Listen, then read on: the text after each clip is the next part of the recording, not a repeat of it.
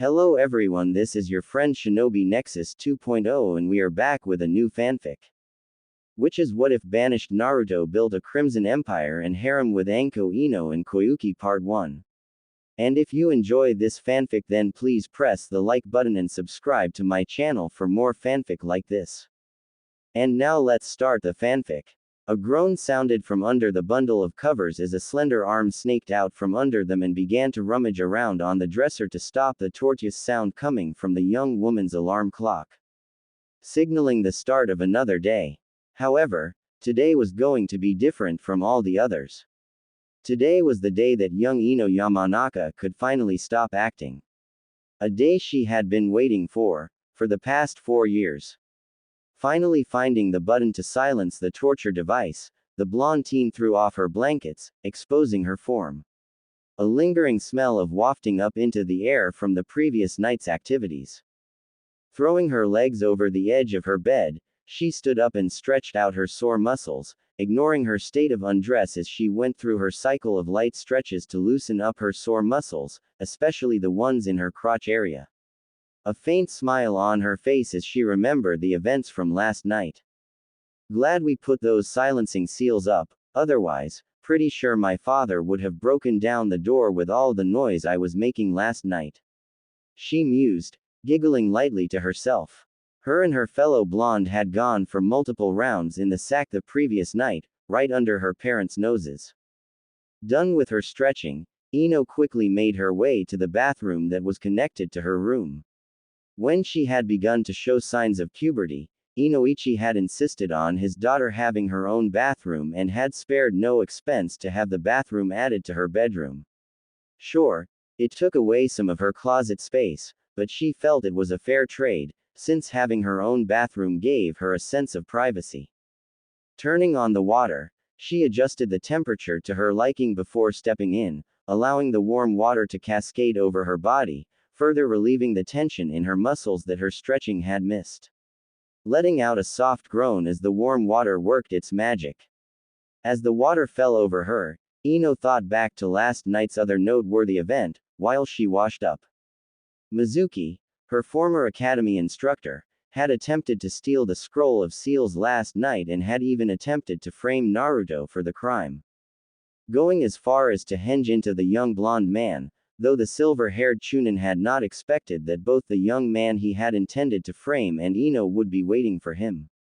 Nor did he see the ninja wire stretched out in his path until it severed his head from his body, not even knowing who had killed him. While Naruto had grabbed the scroll, Ino had quickly set to work, altering the dead mon's memories so that when her father inevitably checked the fool's last memories, he would see Orochimaru killing Mizuki. Smirking at the flawless theft of the sacred scroll of seals, Ino shut off the water and stepped out of the shower. Setting to work drying herself off before she slipped on a comfortable pair of panties with a matching bra. Moving to her bed, she knelt down and pulled out a long suitcase of some kind, before dropping it on her bed and opening it. Once opened, she gazed at the container's contents. A majority of the storage space was taken up by a black and purple armor-like outfit. Chakra armor to be exact. Without hesitation, she slipped into the outfit. Before long, she had finished changing into the chakra armor. A special gift given to her by her lover to ensure her safety and well-being. A sleek black and purple outfit, with disconnected sleeves that showed off her shoulders and upper arms. The outfit itself hugged her curves perfectly, allowing them to be more pronounced than usual.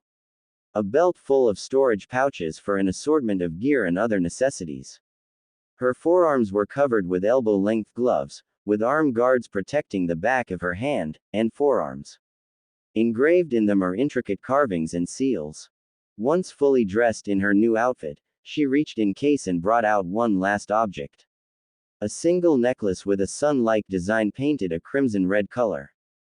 Smiling, she placed the necklace around her neck before closing the case and stowing it under her bed once more. Doing a final check on her chakra armor, she channeled her chakra into her armor, activating it. Satisfied, the blonde kunoichi dropped the seals placed around her room and left. "Morning, Daddy. Going somewhere?" Ino asked as she entered the kitchen, seeing her father about to head out the door. Yes, Hokage-sama has summoned me to check something out, shouldn't take long. He replied before he turned to bid his little princess goodbye, freezing up as he saw the outfit she was wearing now. Princess, what are you wearing? Oh, this. The blonde girl asked innocently. This was a gift. You didn't think I was going to start my career as a kunoichi in my usual academy cloths, did you? Oh, a gift from a certain boy, perhaps. Her mother inquired with a mischievous tone in her voice. She knew her mother was implying the boy she had pretended to be a fangirl for the past 4 years. Their mere thought of her being involved with the supposedly last, loyal, Uchiha made her stomach lurch. Sure, while the raven-haired teen was attractive and definitely skilled, he had already displayed the red flags of being mentally unstable. It didn't help that Sasuke had refused any and all counseling from her father to help him cope with the massacre of his clan at his brother's hands. Maybe. Ino replied coyly with a shrug, deciding not to give anything away just yet. Anyways, I need to go, don't wanna be late for team assignments. Grabbing a piece of toast, she kissed her parents on the cheeks and disappeared out the door before they could ask any more questions. The main one being who in particular gifted such an expensive set of armor to her. While her mother was quick to jump to conclusions, her father would dig for a solid explanation until he was satisfied. That armor looked very expensive. Inoichi noted out loud, unaware of its exact origins. Which didn't sit well with the overprotective father. Oh, leave it be, dear. His wife commented with a giggle. You know there is only one boy her age that could afford something like that. Inoichi merely frowned at his wife's words. Sasuke may have the money to spend on such a gift, but the lone Uchiha did not have the kindness within him to do such an act. No, this gift came from an unknown entity. Anyways, I best not keep Hokage-sama waiting. Inoichi commented before disappearing out the door, pushing the thoughts and questions about his daughter's mysterious benefactor into the back of his mind to inquire about later. Academy. Ino couldn't help but smirk as she walked down the hallway leading to her designated classroom. Countless students would gawk at her, not recognizing her at first. Though while the blonde was amused, she paid them little mind. There was only one person she wanted to see right now. One Naruto Uzumaki. Rounding the corner, she entered the classroom and stopped with a frown. Her fellow blonde's seat remained empty. Looking for someone, Kiroibara. A male voice spoke up from behind her, causing her to smile. Turning around, Ino got her first look at Naruto since last night. But that didn't really count. He was still wearing that god-awful orange jumpsuit he supposedly loved last night. Now though, it was replaced by a similar-looking chakra armor set that she was wearing. Smiling, she jumped up and wrapped her arms around the boy's neck, while at the same time wrapping her legs around his waist, smashing her lips against his in a passion-filled kiss. Much to the shock of the entire class, whom was now stunned into silence as they watched the public display of affection play out. What the hell is this? One Kiba Inuzuka exclaimed, shaking himself from his shock. Hell, if you were going to give up on that prick Sasuke, you could have at least went after a real alpha male, like me. Both blondes merely rolled their eyes at the feral teen's arrogance as they broke their kiss, but ignored him nonetheless, much to his frustration. Paying no mind to the rest of the newly graduated genin, Naruto took his seat and leaned back as Ino proceeded to straddle his waist and lean forward. Laying her head on his shoulder as the blonde teen proceeded to trail his fingers lightly across her back, earning a content sigh from the blonde young woman. So, any word on what teams we are going to be on? Ino asked quietly. Well, the old man approved to have his son reform the Ino Shika Cho team, so that's where you're going. Naruto replied, earning a groan from his lover, though it only caused Naruto himself to chuckle lightly. You knew it was an extremely likely possibility since the three of you were graduating in the same class. Still doesn't mean I have to like it. Ino pouted. She knew it would be highly unlikely, but she had hoped that her and Naruto would have been placed on the same team together. Think of it this way. The blonde boy smirked. We can conduct business in 2 different locations at once. True. She smiled. Let me guess, you're going to get put on the illustrious Team 7. Correct. Naruto nodded. Our little kitty cat informed me that the team will be made up of myself, Sasuke, and Sakura. With Kakashi Hatake as our sensei. Ha! Beat you this time, Ino pig. A voice screeched out from the doorway, only to realize that no one else was with her like there usually was. Looking across the room, Sakura let out a gasp of surprise as she saw her former friend and rival straddling the lap of the dead last of the class. Congratulations, forehead, you finally won the race only you were competing in. Ino grinned as she raised up from her spot on top of Naruto, much to Sakura's shock. Wah, what is this? Sakura stammered. Why the hell are you all over Naruto, baka?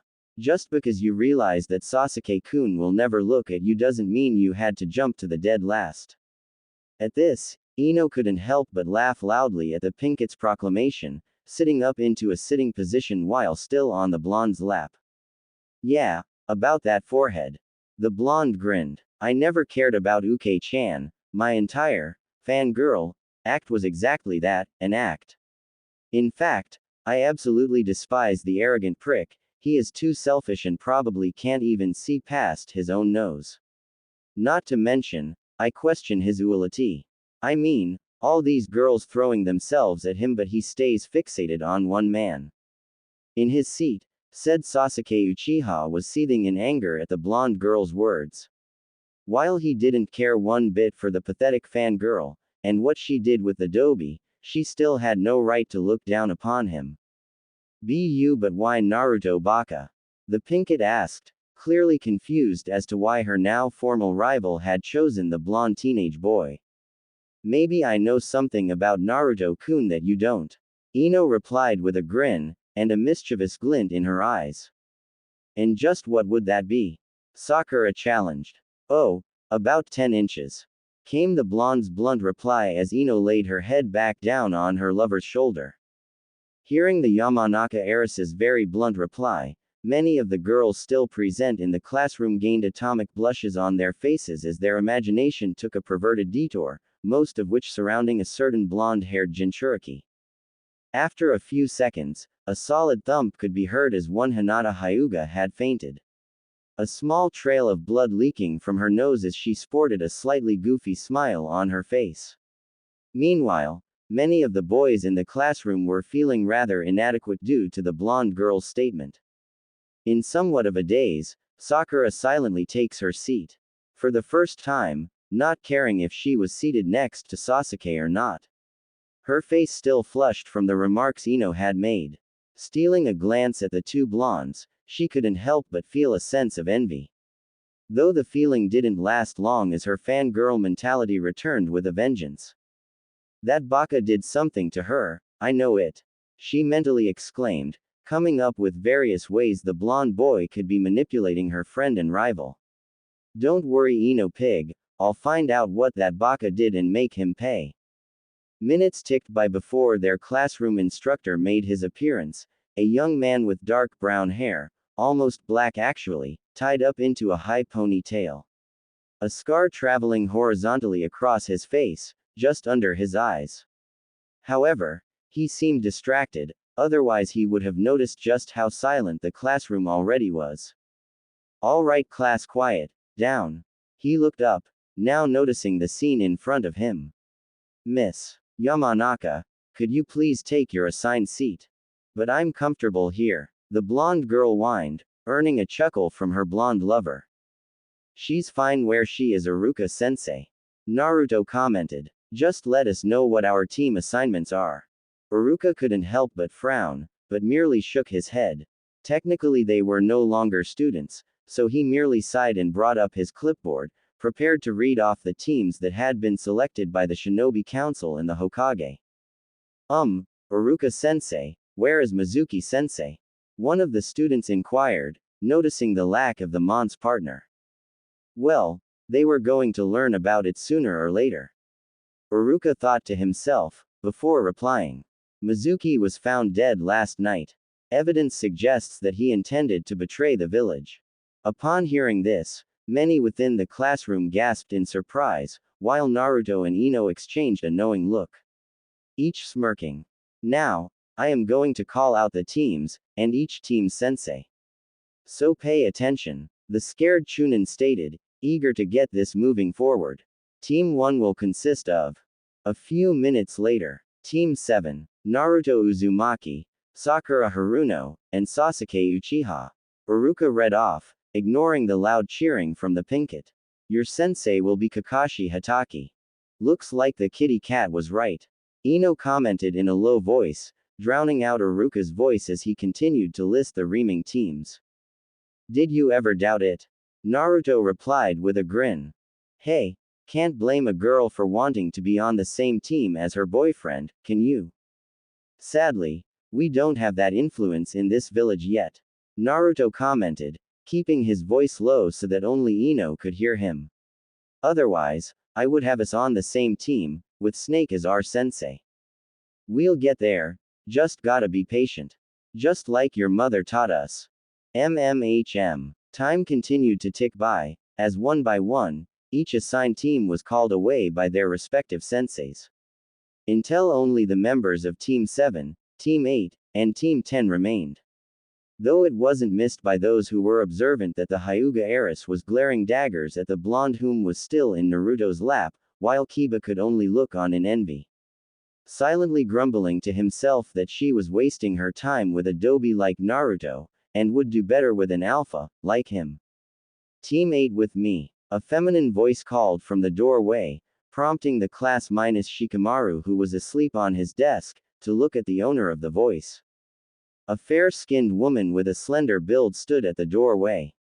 Her long black hair looking untamed as he reached down to her upper back, which only served to make her crimson eyes stand all the more, giving her a truly exotic beauty. Her outfit consisting of a red and white mesh armor blouse with only the right sleeve visible, while her left arm was exposed. Her hands and upper thighs wrapped in a series of bandages. Around her neck, hung a lone silver necklace, with a crimson sun design as its pendant. Coming up behind her was a tall man with brown eyes, olive skin with short black spiky hair and a beard. A cigarette hanging from his lips, much to the raven-haired beauty's annoyance as she waved her hand in front of her face to ward off the smoke. Must you do that inside, Asuma? She complained with a clipped tone, earning an uncaring shrug from the man. Team 10 with me, Asuma spoke, narrowing his eyes at the position Ino was in, whom was now reluctantly getting up from her comfortable position. Meet up at the usual spot? She asked. Yup, I'll meet you there in a few hours. Naruto replied. Smiling, Ino leaned down and gave him one last deep kiss before getting up and following her team out the door. It wasn't missed by Naruto that the smoking man was glaring at him, no doubt due to the Jinchuriki's closeness to the blonde girl, not that he cared. Naruto knew the bearded man lusted after women, since Asuma made frequent visits to multiple brothels throughout High no Kuni. It was also no secret to the blonde that the man was hardly faithful to his supposedly secret girlfriend, Kurenai. Though unknown to the womanizer, the Genjutsu mistress was well aware of his infidelity. He also knew that his precious yellow rose could look after herself, should the womanizer attempt anything. Speaking of which, Naruto turned his attention to Kurenai. He gave the woman a wink, causing her to blush lightly before following her own team out of the classroom, leaving behind the 3 members of Team 7 to await their sensei. While Naruto settled into his seat and relaxed, knowing he still had a few hours to wait. Sakura on the other hand wanted answers. Oi, Naruto baka, she called out, making her way over to his desk. What the hell did you do to Ino pig? You would actually sound more concerned if you used her actual name. Naruto pointed out, making her scowl further. And what makes you think I did anything to my beautiful yellow rose? For her part, Sakura was a little taken back by the blonde's nickname for Ino, finding it a bit cute. Well, clearly you had to do something to her to get her to act that way around you. Sakura accused, shaking off her recent thoughts. I've known her for years, and there is no way she would choose you over someone like Sasuke-kun. At this, Naruto couldn't help but laugh at the Pinket's ignorance. Really? Then what's her favorite color?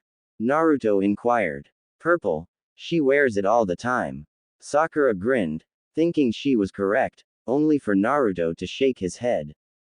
No, her favorite color is yellow, hence the nickname I gave her, Kiroibara, Yellow Rose.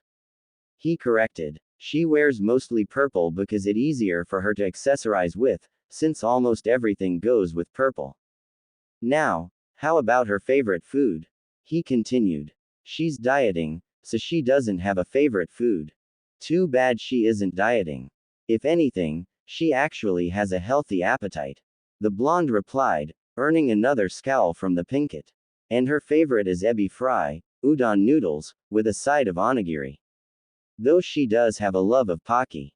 Sakura remained silent, wondering if she truly didn't know her former best friend as well as she thought she did.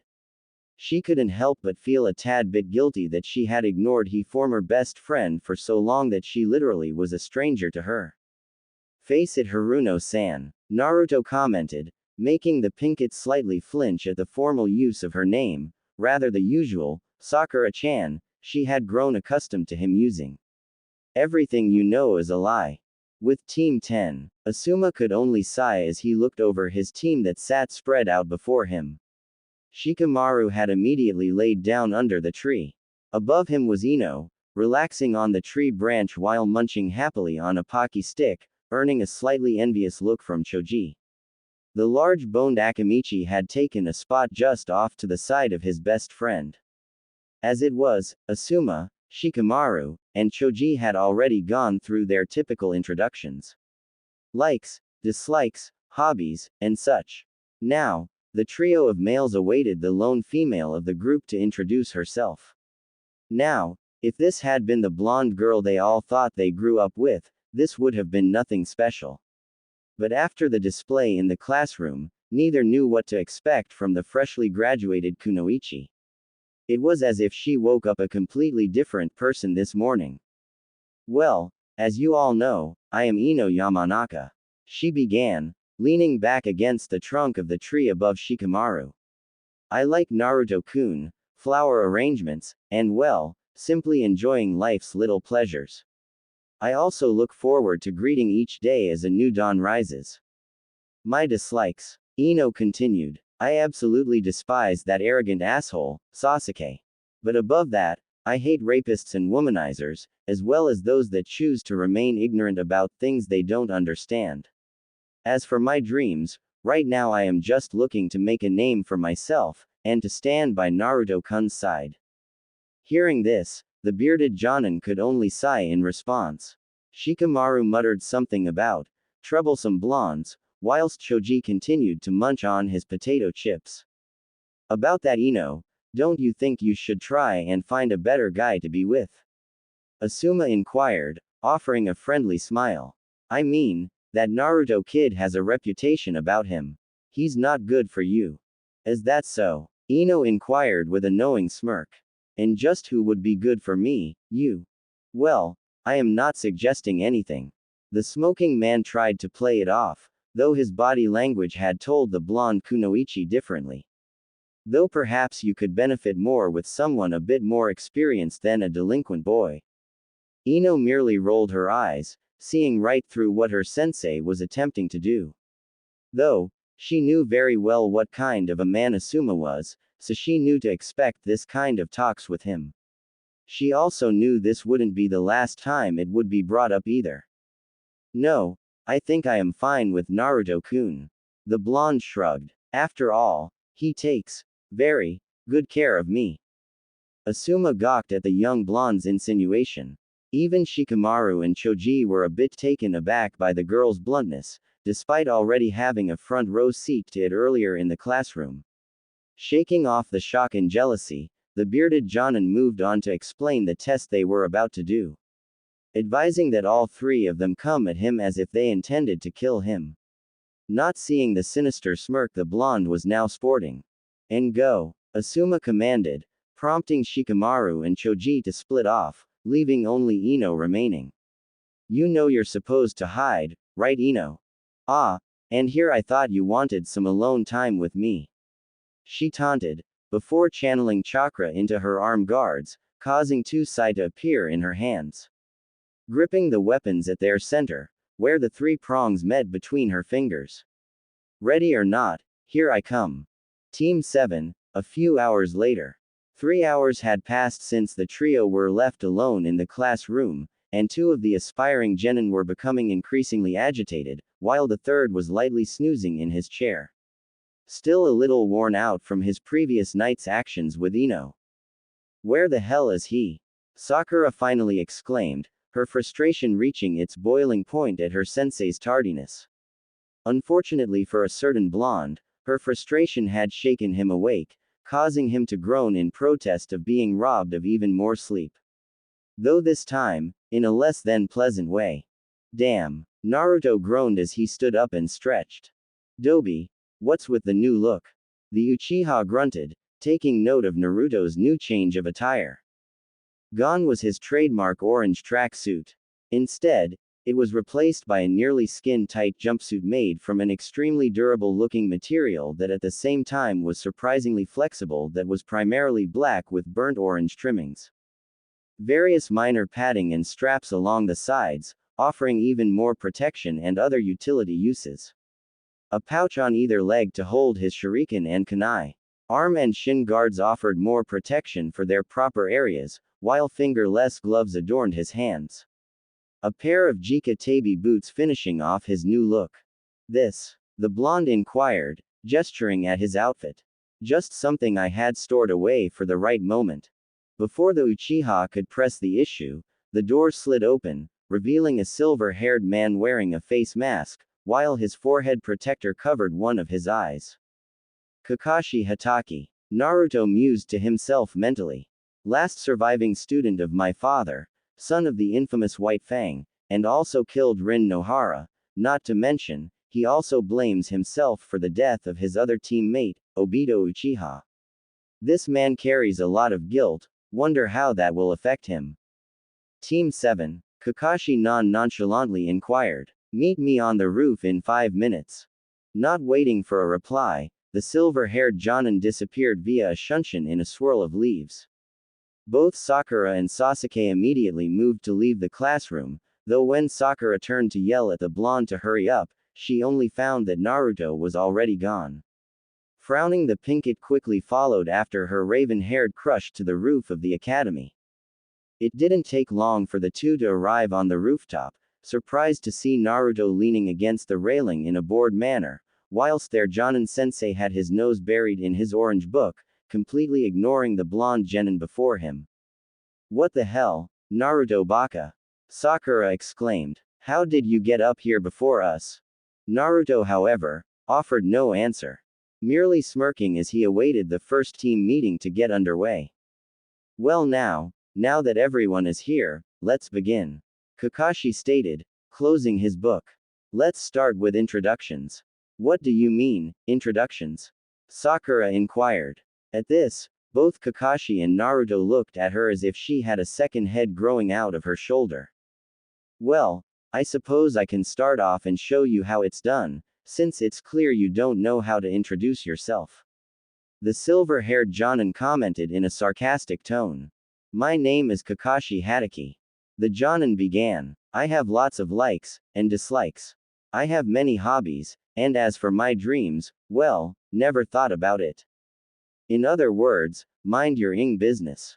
Naruto chuckled to himself. You're up next, Pinky. Alright, my name is Sakura Haruno, my likes are. She steals a glance at Sasuke and giggles to herself. My hobbies are. Looks again at Sasuke, and giggles even more. And my dream is too. A blush spreads across her face as she squeals to herself, prompting the object of her affection to slowly slide away from her. And your dislikes? Kakashi inquired with a sweat drop.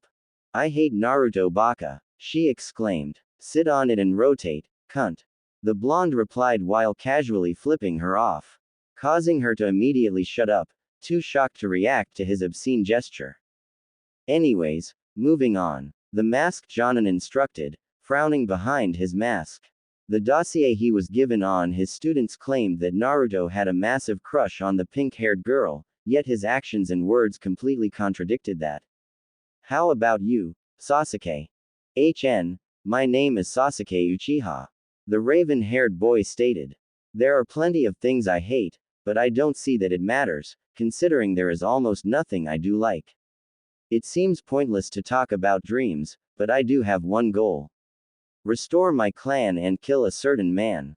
Sakura looked at the raven-haired teen with stars in her eyes, whilst Naruto had an uncaring look across his face.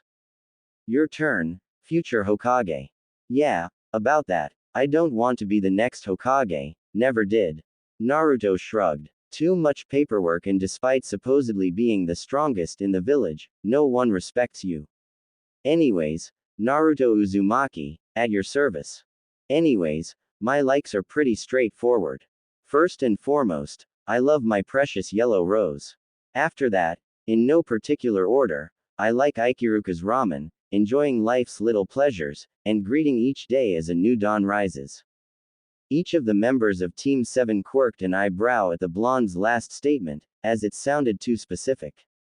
What I hate are rapists, those that cannot tell the difference between a kunai and the scroll it is sealed inside of, arrogance, and those that choose to keep themselves blind to what's going on around them. My dreams, well, just want to make a name for myself and make my mother proud. Mother. Kakashi narrowed his eyes slightly. As far as he knew, Kushina was dead. Could he know about his parents already? Alright, Kakashi stated as he stood up from his sitting position. I think we all have a better understanding of each other. Meet up tomorrow at Training Ground 7 at 5 a.m. for the real test. Best bring all your shinobi gear, but I advise you not to eat breakfast, unless you want to throw it up. Wait, we already graduated, what do you mean test? Sakura exclaimed in confusion. Hey, did you really think it would be that easy to become genin for the village, Haruno? Naruto smirked. Nah, what we passed was merely to see if we had the potential. Isn't that right, Kakashi-sensei? That is correct, Naruto. The masked Jonin replied after a handful of seconds had passed, thrown off by the blonde's deduction. Alright, see you all tomorrow. Naruto stated as he pushed himself up from the railing. Now, if you'll excuse me, I got a date. Not waiting for a reply, the blonde leapt over the railing into the shock of his team, landed softly on the ground below, before walking off down the road as if nothing had ever happened. Despite the sheer 40-foot drop to the ground below. Alright, Naruto is now officially a wild card. His dossier is entirely inaccurate. Kakashi thought as he watched the blonde disappear down the road. Hokage's office. Here's inside as he listened to the report given by Inoichi, in regards to Mizuki's murder the previous night when the Chunin had stolen the scroll of seals. It had been as the elder village leader feared. Mizuki had stolen the scroll to give to Orochimaru, only for the snake Sanin to double-cross him and kill him once he received the scroll. This is not good. Hiruzen commented in a somber tone. If Orochimaru has the scroll, there is no telling what he will be capable of. What should we do, Hokage-sama? Inoichi inquired. For now, we maintain the illusion that nothing is wrong.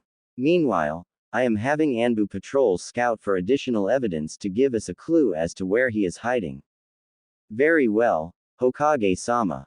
The blonde man bowed, turning to leave the office only to be met with a bleeding Asuma, who now sported a rather deep cut along his right cheek, as well as multiple other injuries and cuts along his clothing. What the hell happened to you? Inoichi inquired, looking over the state the Jonin was in.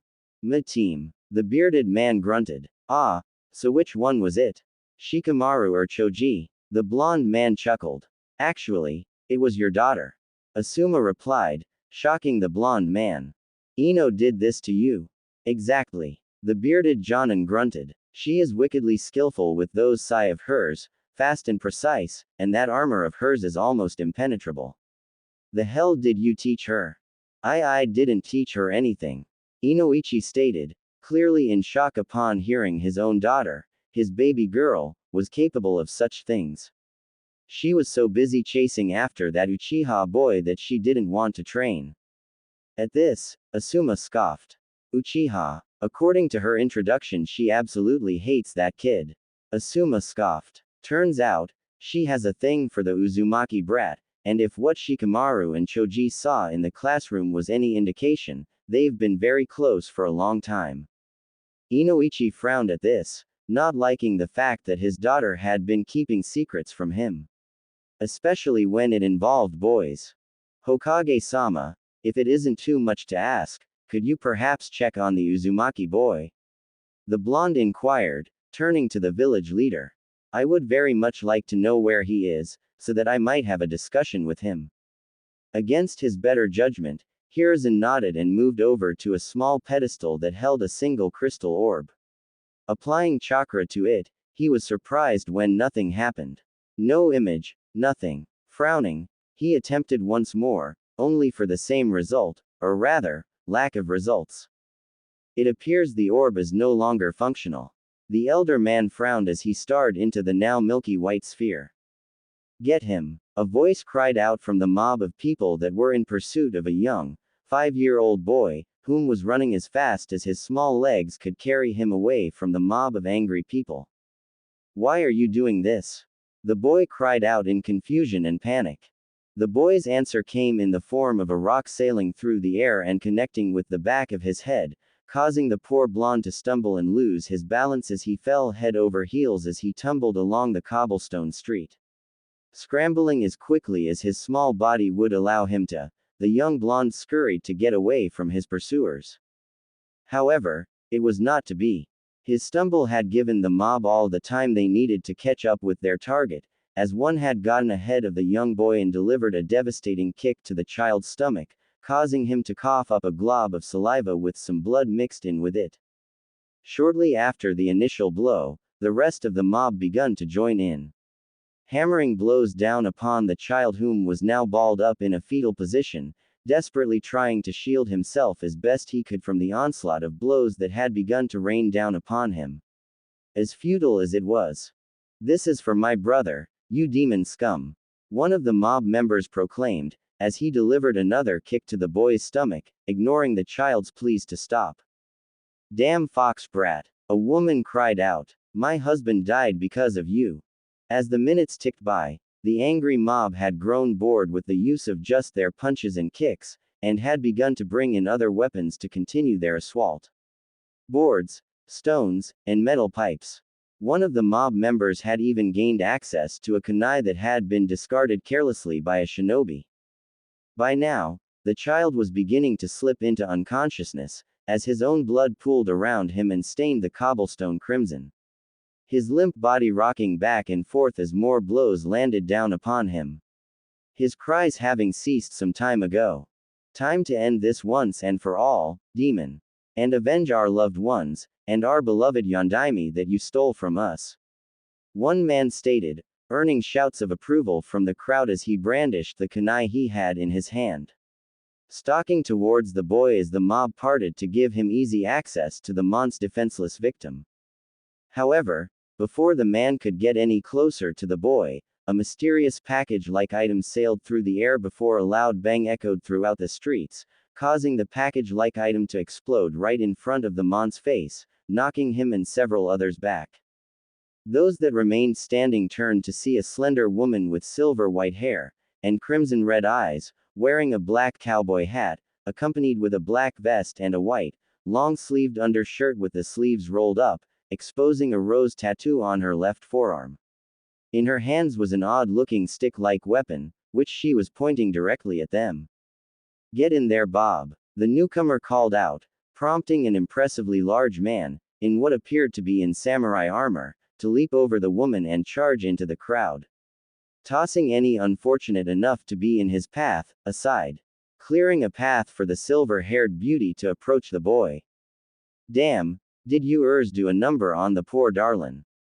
The woman spoke as she knelt down to check over the barely conscious boy. His blue eyes looking up her, pleading. It's what the demon child deserves for killing our loved ones. One of the men stated, as he got back to his feet. Glaring at the woman and her companion. others mumbling their agreement. TCH. The silver-haired woman scoffed. And here, I thought those two junkers were idiots. You lot though, you take the cake.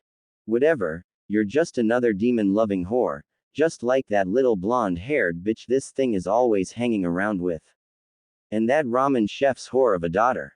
The man spat out, causing the crimson-eyed woman to narrow her eyes in disgust at the man. Maybe after we've gotten rid of that abomination for good, and teach you a lesson for interfering, we'll go re-educate those two bitches. Blonde one is still a little young, but hell, I'm sure she'll learn soon enough. Hearing this, a shadow fell over the woman's eyes. Lifting her left hand, she simply snapped her fingers without saying a word. Upon hearing the woman snap her fingers, the large armored man turned his attention towards the fool that had been spouting his nonsense and disgusting threats. With a swift movement that betrayed the large man's size, Bob had caught the man by his head and began to squeeze it, causing the man to cry out in pain, as the sounds of cracking could be heard, before finally, the man let out a scream of pain before it was immediately silenced. The rest of the bystanders could only stand by in horror, as they witnessed the man's head being crushed in the lone hand of Bob. All right, Bob, time to take out the trash. The woman grinned. As the large man began to tear through the remaining mob members, the silver-haired woman secured her odd-looking weapon to her back and scooped up the injured boy into her arms and lifted him up. As she peered once more into the boy's blue eyes, she could see a swirl of emotions going on behind them. Fear and confusion being the chief among them, but also trace amounts of hope. But the one that stuck out the crimson-eyed woman's attention was the look of loneliness. Ka-san. The boy muttered weakly, causing the woman to smile sadly. Yeah, I'll be your Ka-san. She replied with a soft smile as she gazed down at the young boy. Looking up, she could see that her companion had finished tearing into what was left of the mob that had ganged up on the boy.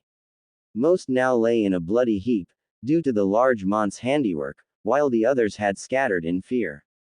Come on, Bob, we're leaving, she said as she stood up straight.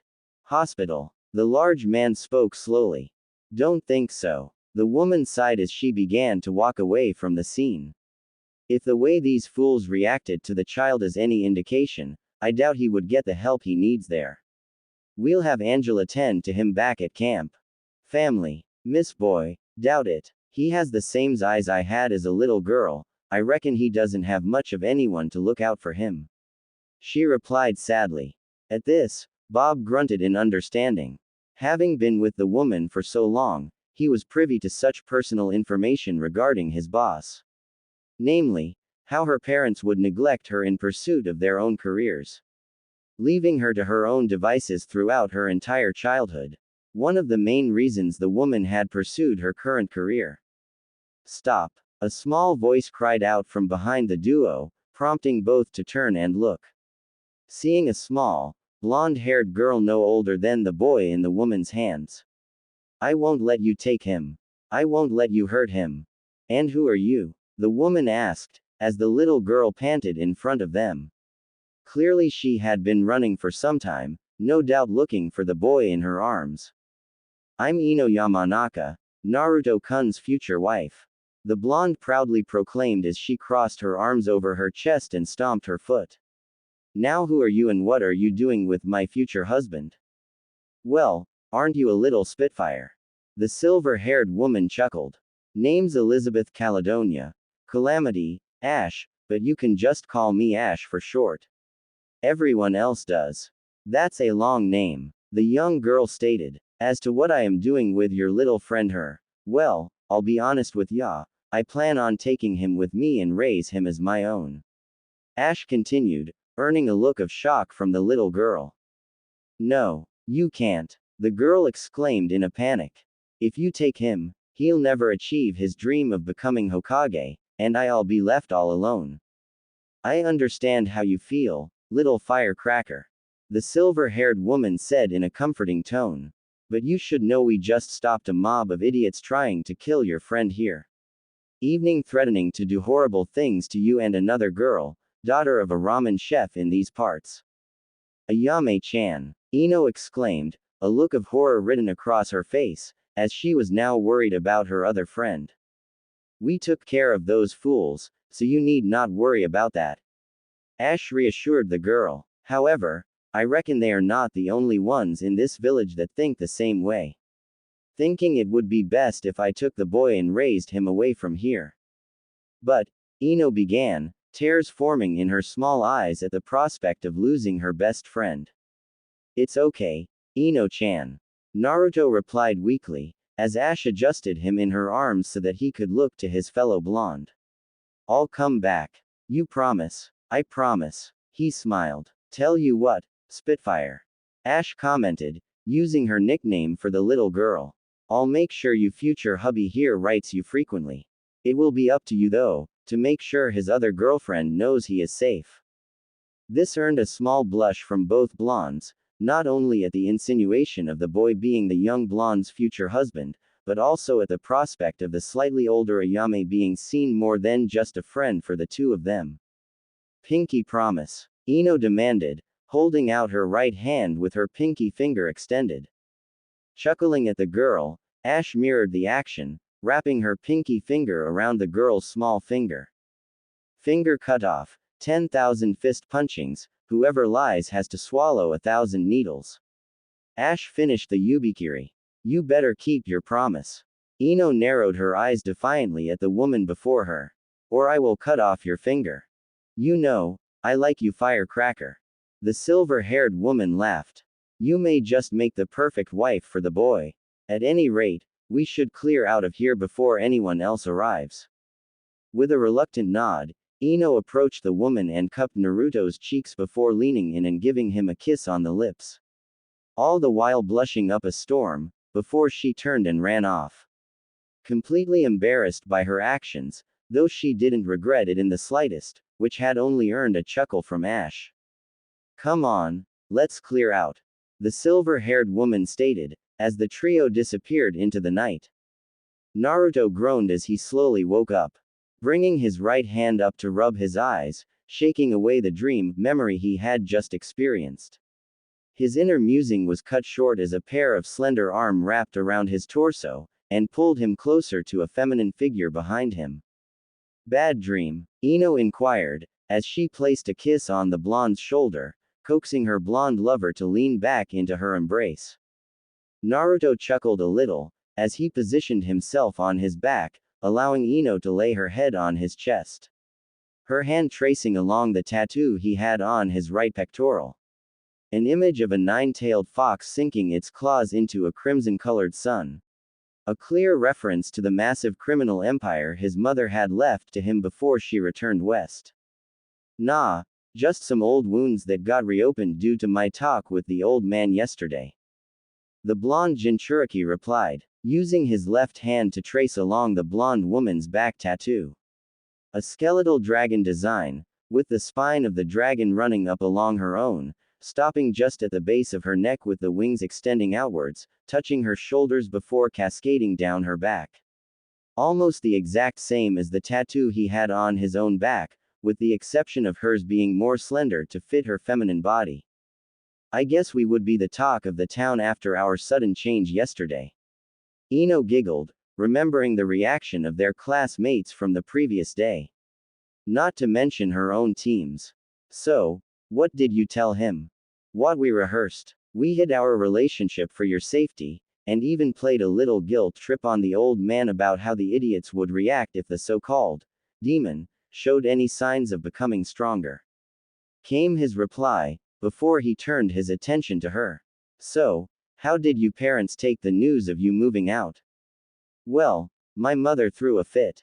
I can only imagine what she is going to do when she learns that I am with you, instead of that arrogant asshole. Ino giggled as it was no secret that her mother absolutely despised her blonde lover and had been one of the girl's main antagonizers growing up over the years, constantly pushing her towards the Uchiha boy. Daddy, however, was still busy with the Hokage at the time, so knowing him, expect him to show up soon to, formally, meet you. Oh, I am so looking forward to you formally introducing me to your overprotective father. The Jinchuriki grinned in a teasing manner. Maybe I should regale him with tales of our escapades under his own roof. I am sure Daddy would love hearing how you made his sweet, little innocent princess scream out your name for hours on end. Ino purred as she positioned herself into a straddling position over his waist. Leaning down, she captured his lips with her own. Speaking of which, she whispered huskily into his ear. We have a few hours to kill before we need to meet our teams. You little minx. Naruto grinned, knowing full well what the blonde on top of him was looking to do. Are you sure 2 hours will be enough to sat your desires, my little yellow rose? She moaned as she felt his hands caress her body. Only one way to find out. As the two lovers basked in each other's presence, Naruto peered over at the alarm clock located on the nightstand next to their bed and let out a soft chuckle, catching Ino's attention as she perked her head up from his chest that she had been laying upon. And what do you find funny? She inquired in a teasing tone. Just barely made it, the blonde Jinchuriki responded, nodding towards the clock, showing that it was just 10 minutes before they usually woke up to train and get ready for the day's events. Shower. The blonde young woman agreed, with a hint of mischief in her eyes. Sometime later. So, sated now, Naruto teased, as he joined the blonde mind walker at the breakfast table, fully dressed in his chakra armor and gear, carrying a hot plate of bacon, eggs, and hash browns. A Western-style breakfast, but it was something he came to love while traveling around with his mother. Ino, on the other hand, blushed slightly at the blonde mont's comment, since she had instigated another romp in the shower just moments ago. I suppose for now, Ino replied, taking a bite out of her breakfast. So, what are the plans for today? Well, aside from our team meetings and glorified chore missions. Naruto snorted, with Ino mirroring his reaction. But aside from that, I need to stop by and talk with the property owner of that plot of land over in the red light district. Casino. Nah. Thinking more nightclub. The blonde shrugged dismissively. If we are going to be operating out of this village, we'll need some place we can blow off steam. We got a name for it yet? Ino inquired. Thinking about the Black Lotus. Naruto answered. Well, certainly beats all the leaf-named businesses here. The blonde mind walker shrugged. She had literally lost count of how many business within Konoha had something with leaf in the title. Probably the only exceptions were the handful of businesses they were sponsoring. Anyways, suppose we should head out. The blonde Jinchuriki sighed, really not looking forward to spending the next 6 to 8 hours with his team. Still not getting along with your team, Naruto-kun? Barely. He sighed. Sasuke as well, doubt I need to go into detail about his problems. Sakura is still convinced I did something horrible to you to make you be with me. Though I guess the bright side of that is that now she is too focused on trying to expose my evil ways, she hasn't been hanging all over the Uchiha like she normally would. Ino couldn't help but giggle at the thought of her former rival suddenly stalking her blonde lover everywhere he went. Though, as per usual, her imagination took a more perverted detour, as she imagined the Pinkett spying on the two of them while they were making love. And some, even more bolder fantasies. As for Hatake, Naruto continued, breaking Ino out of her musing. The man is saddled with way too much guilt to be a sensei for a team of fresh genin. It's clear he favors Sasuke, probably because of his bond with his teammate Obito. With me, he is conflicted. It seems he wants to honor my father, but at the same time, he blames me for his death. And lastly, as well as sadly, he doesn't seem to care about Sakura in the slightest. At any rate, I am probably going to have to step in and make sure she at least gets some of the training she needs. Maybe see if Anko-chan can whip her into shape. He mused out loud. We'll talk to her later. For now, we have our teams to get to. Ino stated as she got up from the table, Naruto following suit. Quickly washing their dishes, the two double-checked their gear before heading out the door, locking it behind them. Though, they were surprised to see someone was waiting for them just outside the property gate. A clear look of frustration and maybe a tad of disapproval. Especially when the man saw his daughter walking out of the home with a noticeable limp and a certain glow about her, causing him to scowl slightly. Uzumaki-san. Inoichi greeted stiffly. Ah, Inoichi dono, what a pleasant surprise. Naruto greeted back with a smile as Ino took hold of his arm in a loving manner. What brings you here so early? Aside from the fact that my daughter suddenly moved out of the home yesterday afternoon without so much of a word to live with a boy, that I find out, she has been dating in secret for some time. The man replied, his tone clipped, showing that he was clearly upset with the current events. I see. The blonde Jinchuriki pursed his lips together. Unfortunately, now is not the best time to discuss. How about dinner tonight at our place? Inoichi seemed to think this over for a moment before agreeing, knowing full well that the two had their own teams to get to. They were still shinobi of the village after all, so family affairs could wait until the evening hours. That is agreeable, I shall be by later this evening. The elder blonde man stated before bidding the two farewell. Guess I should make plans on what to make for dinner tonight. Naruto stated. You leave that to me, Naruto-kun. Ino answered. I'll see you this evening. The two shared one last kiss before parting their separate ways.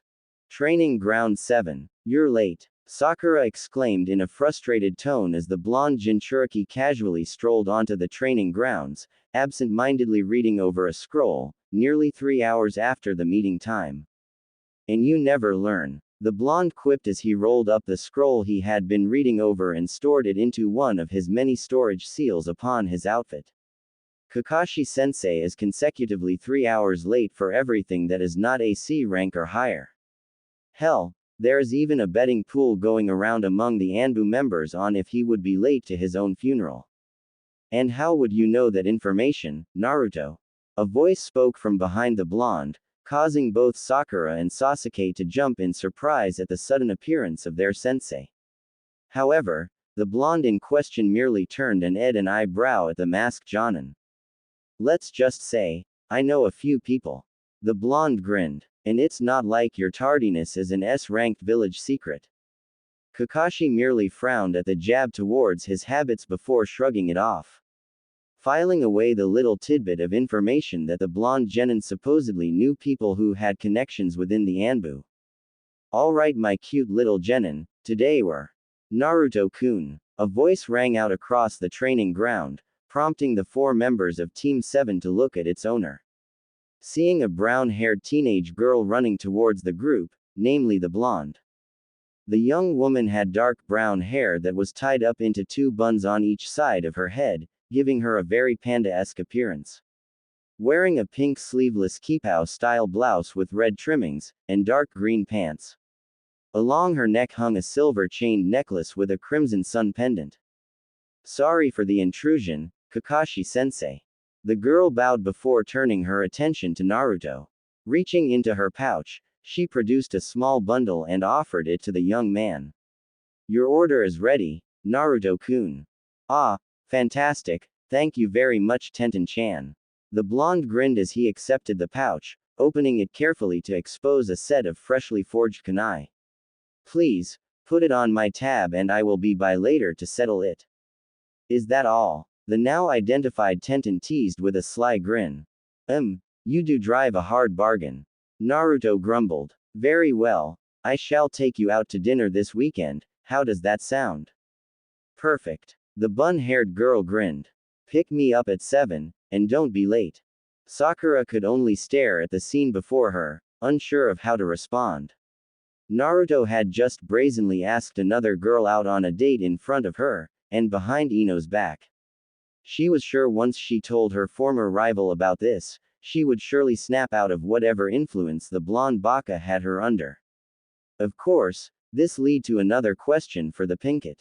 Why was this new girl also so interested in her blonde teammate? Alright, the blonde waved off the bossy brunette. I'll be sure to let Ino-chan know as well. Good, I miss hanging out with her. Tenten stated. Anyways, I gotta go. More orders to fill. See you this weekend Naruto-kun. As the bun-haired brunette departed the training field, each of the members of Team 7 cast a curious glance towards the blonde. What? He asked. How do you know Tenten Higurashi? Kakashi inquired, knowing full well the girl was at least a year ahead of the blonde. Met about 2 years back. Naruto shrugged. I always go to her when I need shinobi supplies, since her craftsmanship is second to none. You know you can get just as good gear from the Armored Leaf, and at a better deal. The masked Jonin offered. I am a strong believer of getting what you pay for. The blonde stated. I trust Ten-chan's work with my life, and she's the only person I will go to when I need something made. Anyways, let's get started with today's assignments. Kakashi said with an eye smile, as 2 of the 3 genins groaned in protest, knowing the masked pervert was planning on running them through more teamwork drills. Unknown to all of them, Naruto had subtly replaced himself with a shadow clone. Uzumaki home, evening hours. Ino had spared no expense in preparing this evening's dinner for the inevitable confrontation with her parents. More so for her father, as the mont's only fault was being an overprotective father looking out for his little princess. Her mother on the other hand was no doubt going to be a problem, though Ino was ready for whatever the woman would throw at them. After all, the gossip queen of Konoha had a juicy little tidbit of information about her own mother that was going to shake the very foundations of her parents' relationship. The blonde mind walker had prepared a sizable banquet, mixing dishes from both east and west. Using various recipes she liked from Naruto's mother's recipes, as well as some local cuisine she knew her father would enjoy. Naruto had attempted to help her in the kitchen, key word, attempted, but she was quick to shoo him out, though grateful for his effort nonetheless. Shortly after Ino had set the table, the seal warning the duo of visitors alerted the 2 that their guests arrived. Giving the blonde Jinchuriki a nod in confirmation, the 2 made their way to the entrance of their new home to greet their guests. Sure enough, standing outside the property gate was Ino's parents. Her father still have a look of apprehension on his face, while her mother shot a look of disdain towards the blonde boy. Ah, welcome to our home Inoichi Dono, Himiko Dono. Naruto smiled as he greeted the couple. Please, come in. Doing a quick hand seal to allow entry, allowing the 2 to enter the property. Thank you for inviting us over, Uzumaki-san. The blonde male replied as Ino greeted him with a hug, his tone short but polite nonetheless. Himiko on the other hand remained silent, a scowl etched across her face as her eyes darted along the property. Looking for the smallest thing to complain about, though finding nothing that she could draw her husband's attention to. She desperately wanted to find something her husband wouldn't approve of and force their daughter to come home and not stay with that thing any longer. In a word, the woman was completely upset. She had thought she had guided her daughter to pursue the lone Uchiha, in hopes of gaining access to the Uchiha family's massive wealth. Instead, she had learned from her husband that her daughter had been in a relationship with the demon spawn, and from what Inoichi had told her, it was clear the 2 had been secretly dating for some time now. Meaning Ino's entire pursuit of the Uchiha was a facade she had put up, which only further disappointed the blonde woman. Upon entering the home, a mouth-watering aroma filled their nostrils as the couple were greeted by the sight of the tantalizing banquet their daughter had prepared for them. Almost as if in shock, Inoichi turned towards Ino, seeing an extremely proud look on her face. Did you prepare all of this?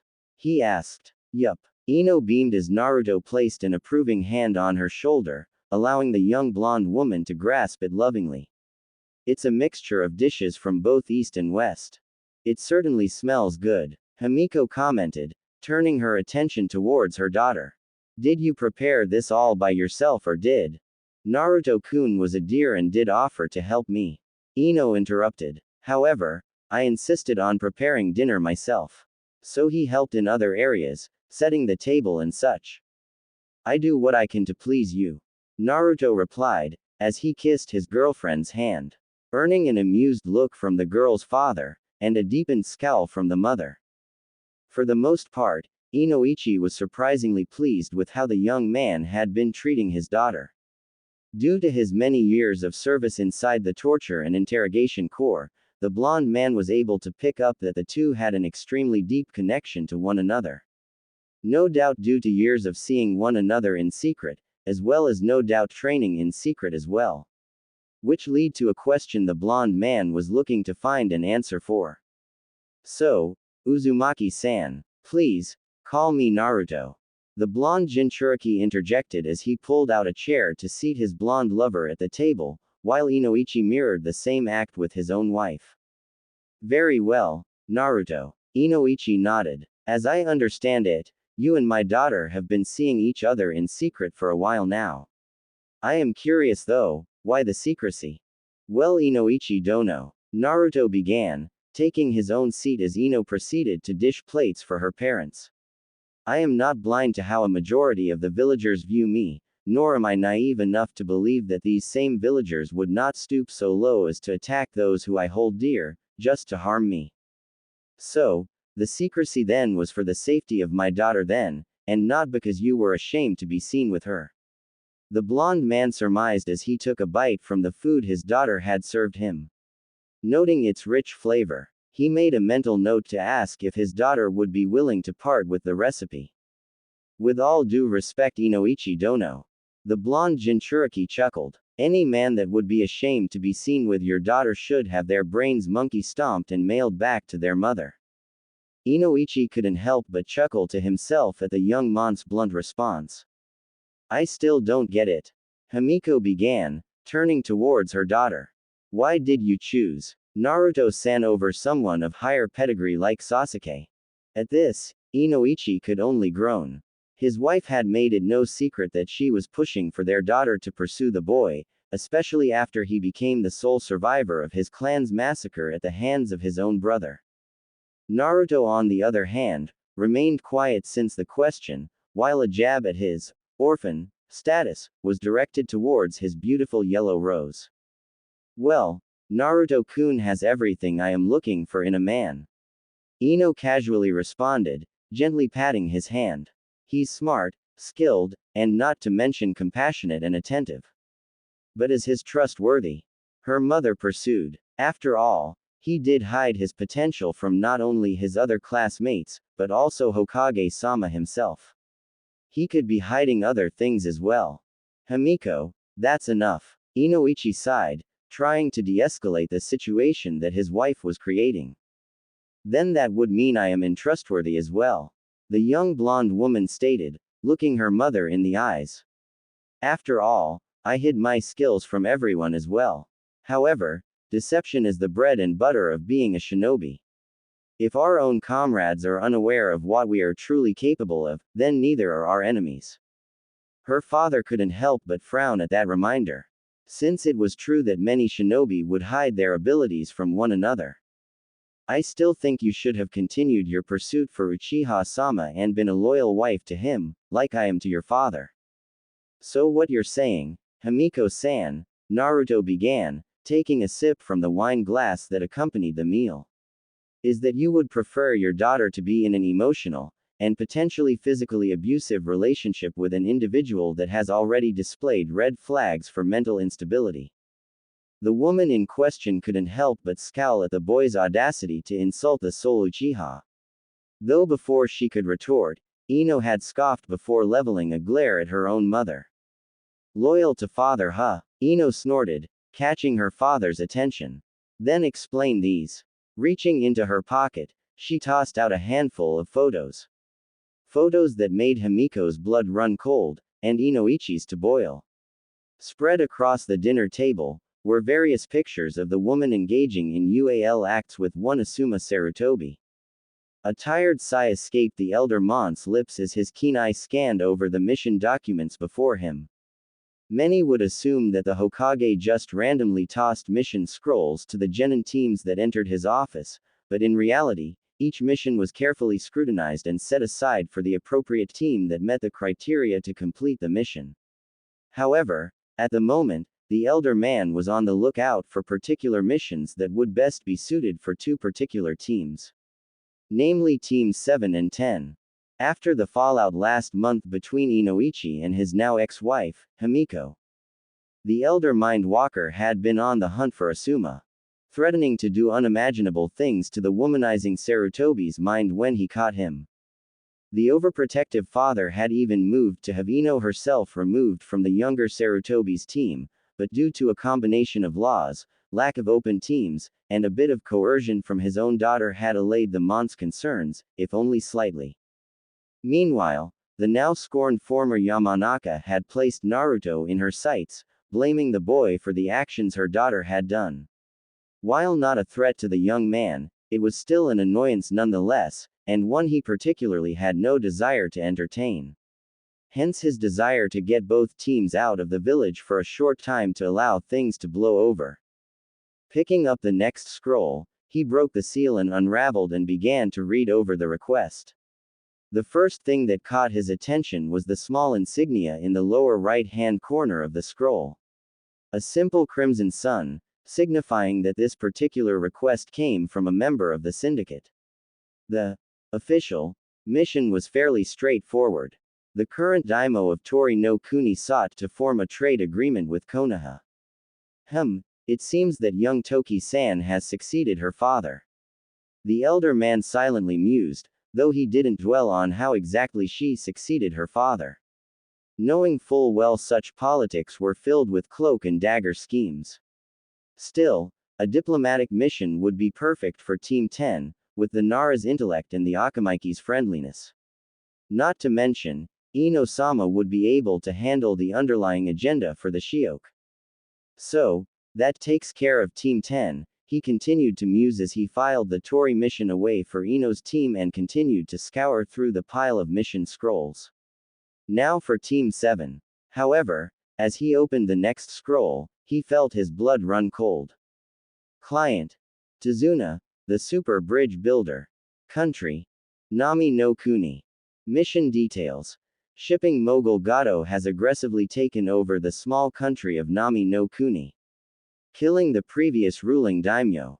Crimes committed by Gato and his men are, but not limited to, murder, the kidnapping young women to entertain the men, forgery, grand larceny, theft, and other numerous accounts. Gato is known to employ rogue shinobi to assist in his operations, as well as dishonored samurai and common thugs. Mission grade: A. Reward offered: severely reduced tariffs on trade goods from Nami no Kuni to Hai no Kuni. What is Gato doing in Nami no Kuni? The elder man narrowed his eye as he rolled up the mission scroll and filed it away from Team 7. He wasn't sure if this was a blessing or not, considering what the mission entailed, but at least it got the blonde Jinchuriki out of the village for a while. Naruto-sama is not going to be happy when he hears of this. Hokage's office. Later that morning, Hiruzen could only sigh as he looked at the two teams that stood before his desk to collect their missions for the day.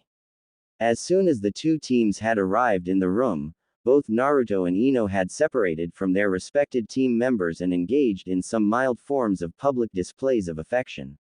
It wasn't missed that both Asuma and Sakura were glaring at the two, though both for entirely different reasons. The elder village leader knew that his estranged son lusted after the young Yamanaka heiress, and that seeing her all over the blonde Jinchuriki was no doubt dealing a massive blow to the younger Sarutobi's ego. Not to mention the whole fiasco last month between his son and the Yamanaka's mother, it was clear that Asuma was at least partially blaming Naruto for what had transpired. Not wanting to admit that it was his own fault that he had wound up in such a scandalous situation that had prompted his official girlfriend, Kurenai, to break it off with him. Unknown to him, the Genjutsu mistress was merely using the affair as an excuse to end their farce relationship.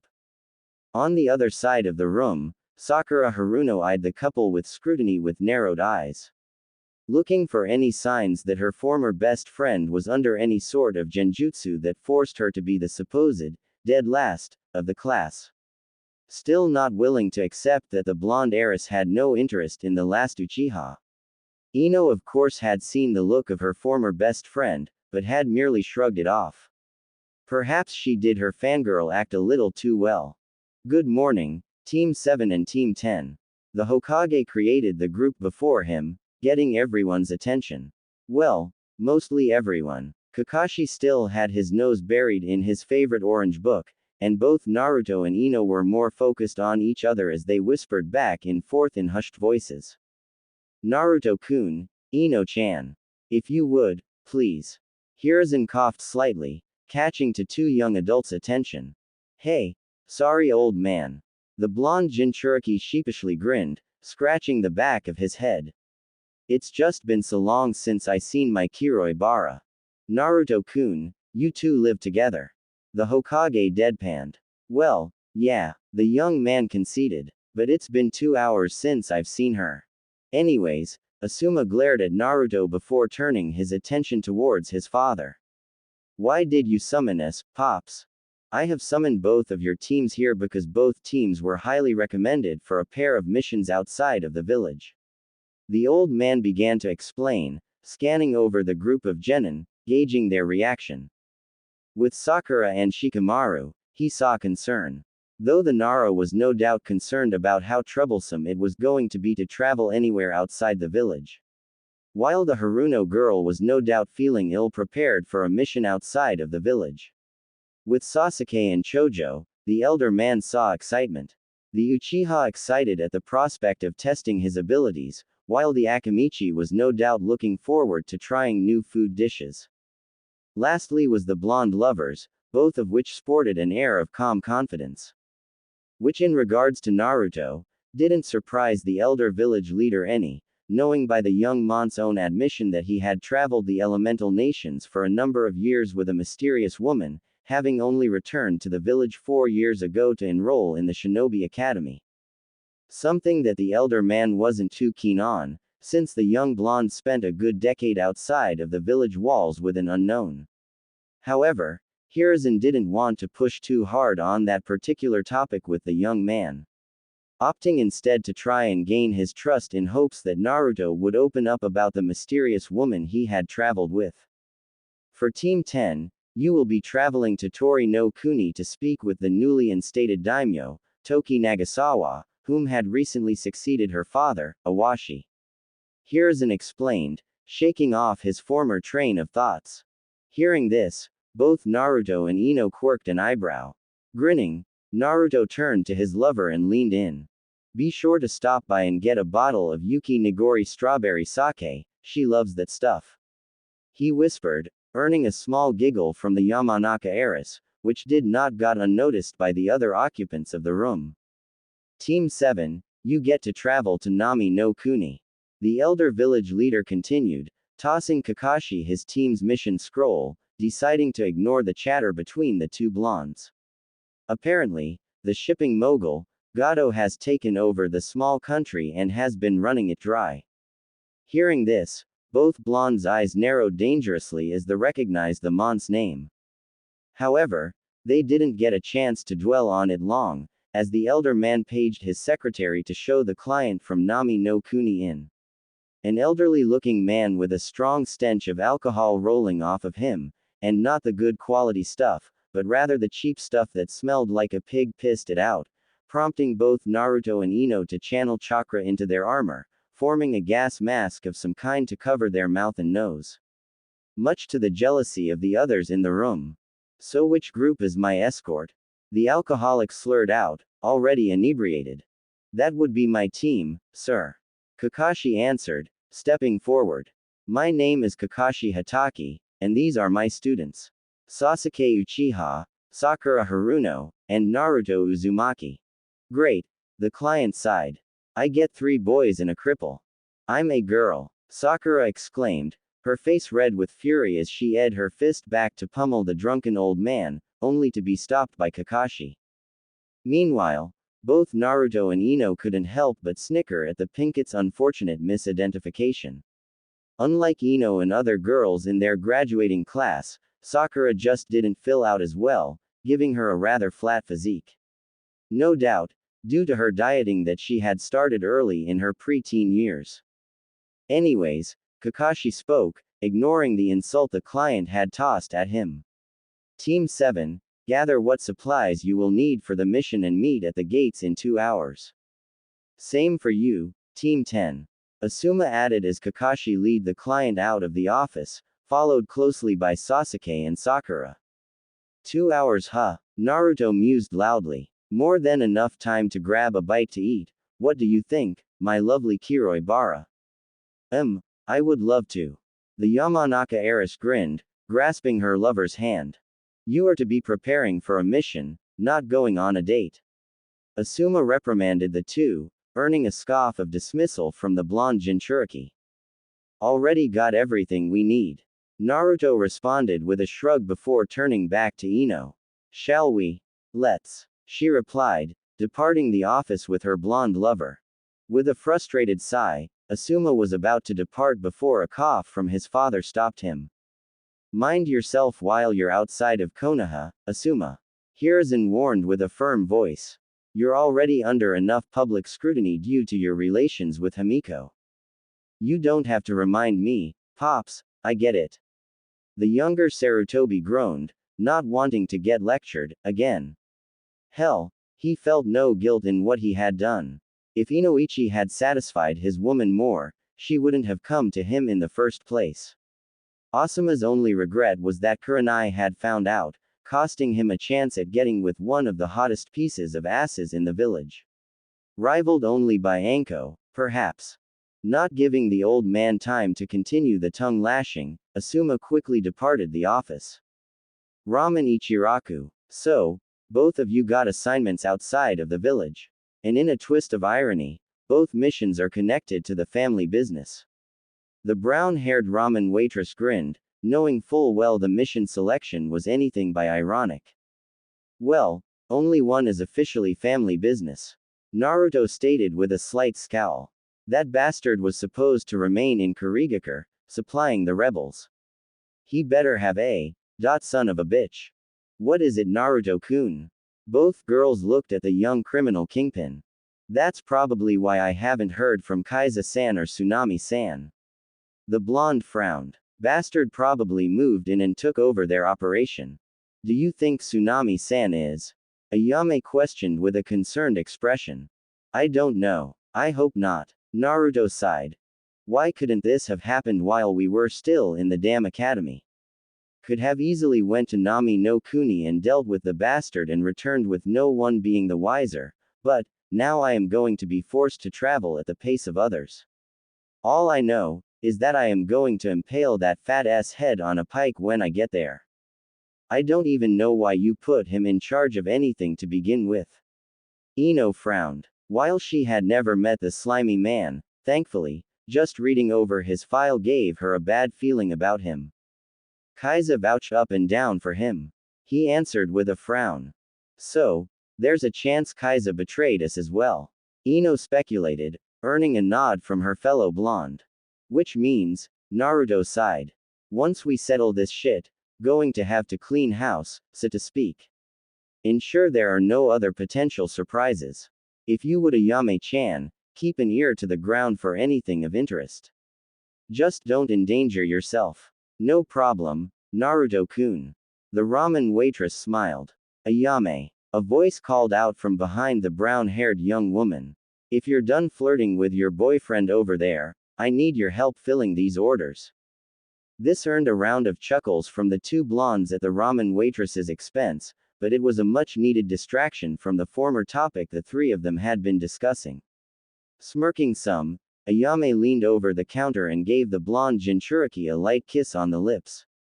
I doubt it needs to be said, but both of you take care of yourselves. Ayame commented, before turning to aid her father as the lunch rush for the small ramen stand begun to filter in. Don't overthink things right now, Naruto-kun. Ino stated, catching the blonde's attention. You'll just mentally exhaust yourself. Gather all the information you can first, and then act. Naruto could only chuckle to himself, since the Yamanaka's words sounded almost like his adoptive mother's, when she was lecturing him about rushing into things when he was a bit younger. Yes, mother. He teased, earning a soft punch to the shoulder. What the hell, Naruto baka? A voice sounded from behind the two blondes, prompting both to turn and greet the new arrival in the form of one Sakura Haruno, accompanied with Sasuke and Kakashi. You're supposed to be getting ready for our mission, not going on a date. Relax, forehead, Ino commented. We're already packed and ready to go. Then where are your packs? The Pinkett challenged. They're called storage seals, Haruno-san. Naruto replied without looking up from his food. Far more functional than carrying a heavy backpack that would impede your movements. And just how do you know how to use them, Naruto? The masked Jonin inquired. That is not something that is taught in the academy. Well, it should be. The blonde Jinchuriki retorted. Even the most basic of Fuinjutsu would be a massive boost in skills for aspiring genin. As for how I know it, my mother taught me. At the word, mother, Kakashi visibly stiffened. And just where is your mother?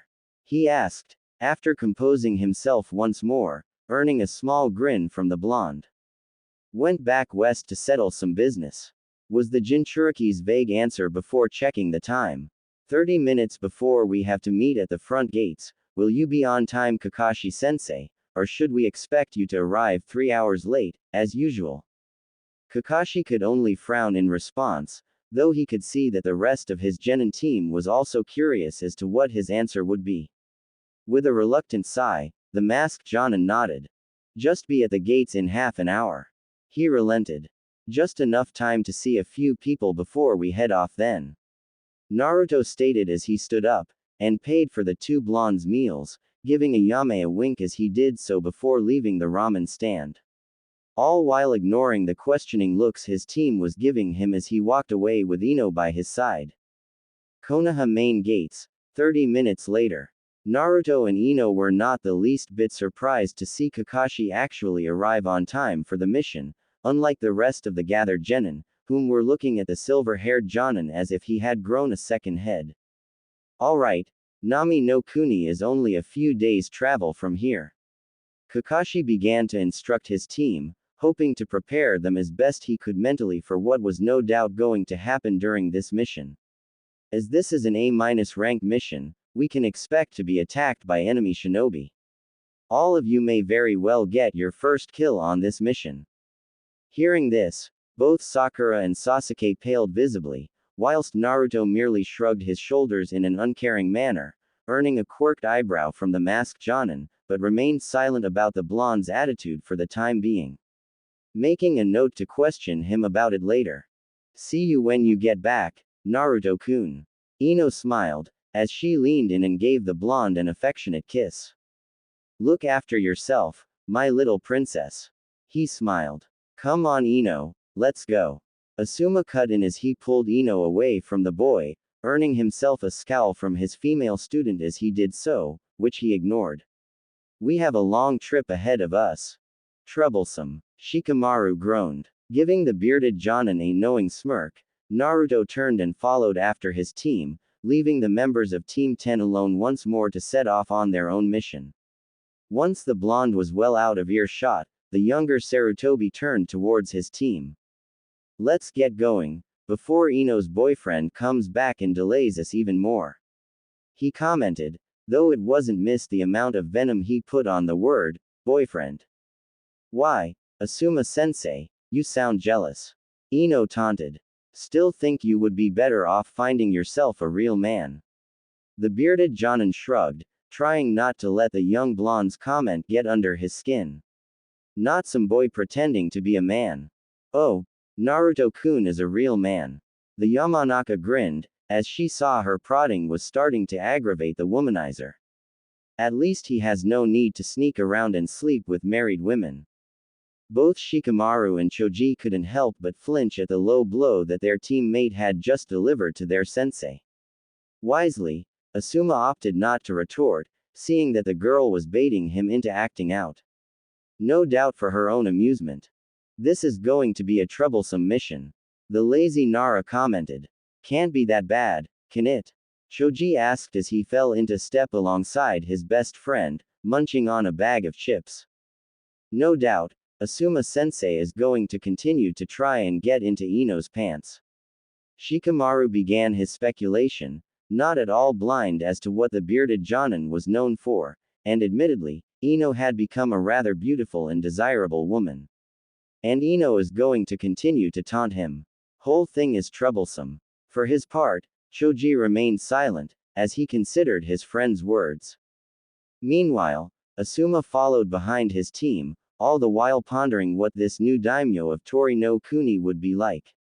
His only information was that it was a young female by the name of Toki Nagasawa, and that she had succeeded her father. A grin spreading across his face, as he imagined various ways to woo the young woman. Unaware that the woman had already been claimed by a certain blonde. That was the best word to describe the atmosphere that greeted Team 7 as they trudged behind Tazuna through the village. It felt as if all happiness and joy had been ed out of the town, leaving only a sense of foreboding and depression hanging in the air. Children that should have been laughing and playing in the streets were huddled up against decrepit buildings, trying to make themselves as small as possible at the sight of the newcomers, cowering in fear. What was once a clean and paved primary road through the center of the village was now littered with trash, debris and in serious disrepair as deep ruts carved up the street.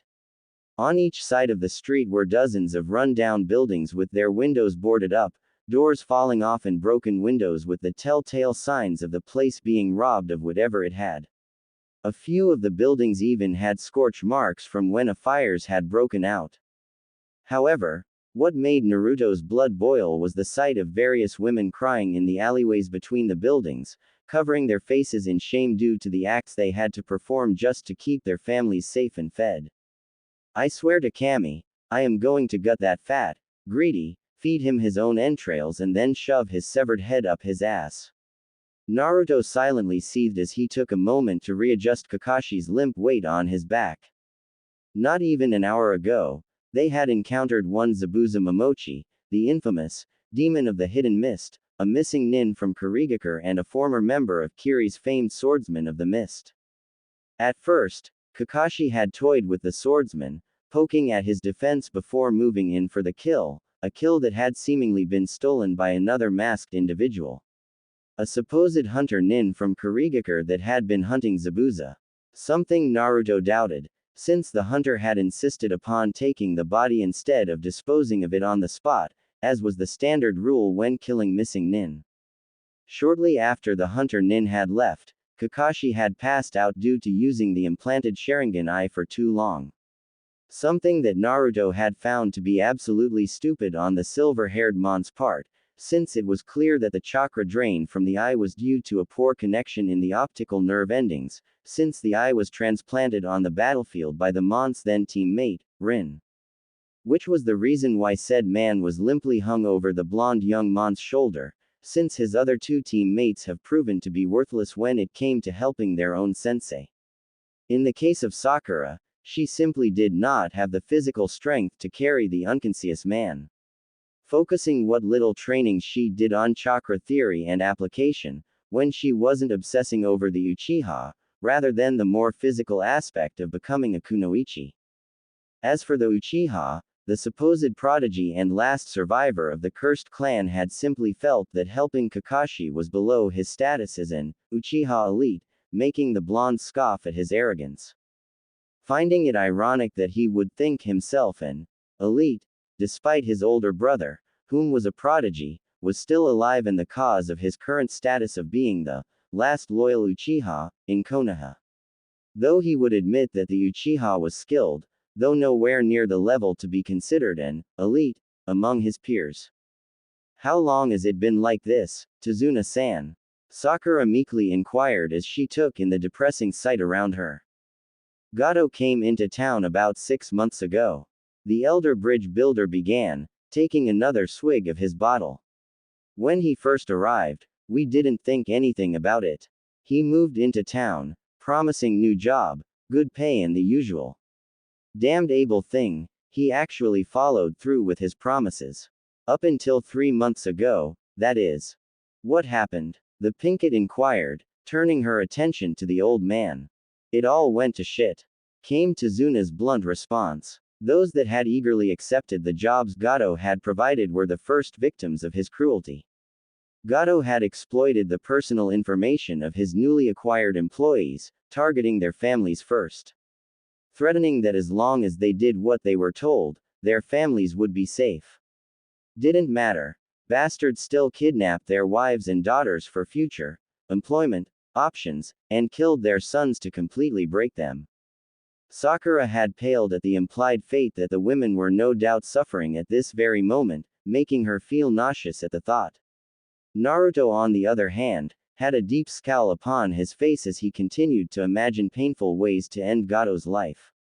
The Uchiha, on the other hand, was a different story as he merely scoffed, thinking the weak fools deserved what they had gotten if they were not strong enough to defend themselves. At any rate, my house is only 10 minutes from here. The elder man grunted, taking another drink from his gourd in hopes to wash away the memories that plagued him. Especially that of his now estranged grandson. Tizuna's house, 10 minutes later. True to the old bridge builder's word, it took the group no longer than 10 minutes to arrive at his home. It was an impressive two-story building built on top of the water on top of a large wooden deck supported by numerous stone pillars to keep the structure above the water that was located well out of the main town, giving Tizuna and his family a sense of privacy the other residents did not have.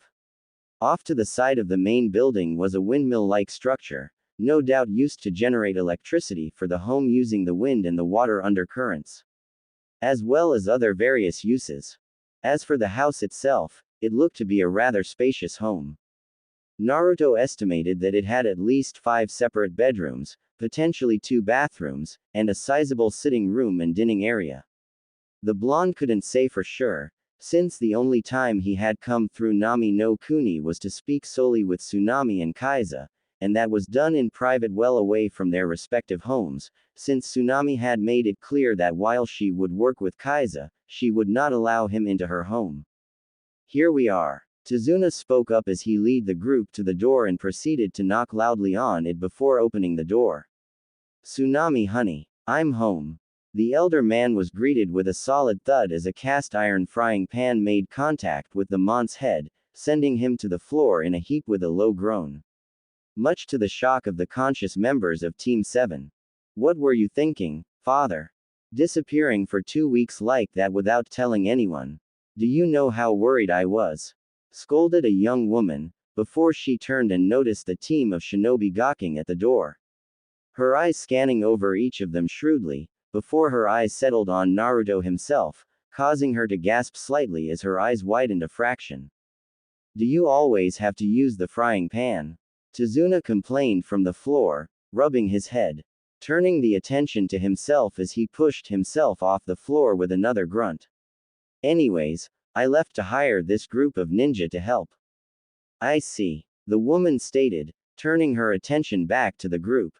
I thank you for looking after my father. I know he can be a handful at times. It's okay, Tsunami-chan.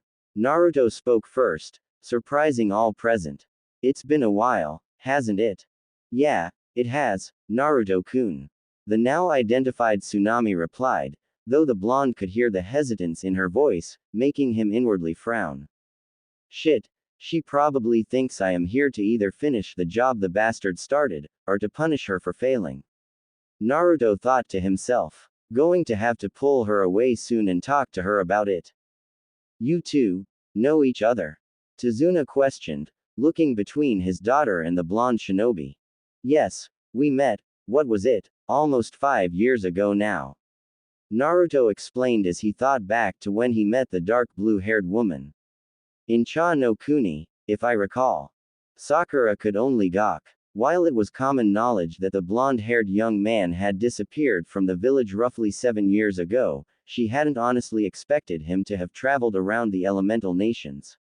If it wasn't for the fact that he knew their client's daughter, she would have outright accused the blonde of lying to make himself sound cooler. Actually, it was 4 years ago, just before you returned to Konoha. Tsunami pointed out with a soft smile. And it was in Na no Kuni. Alright, the merchant caravan. The blonde chuckled, remembering a certain encounter that had happened on that trip with a certain vixen with light brown hair and captivating purple eyes that had lasted well into the morning hours. Yeah, the merchant caravan. Tsunami repeated, a light blush dusting her cheeks.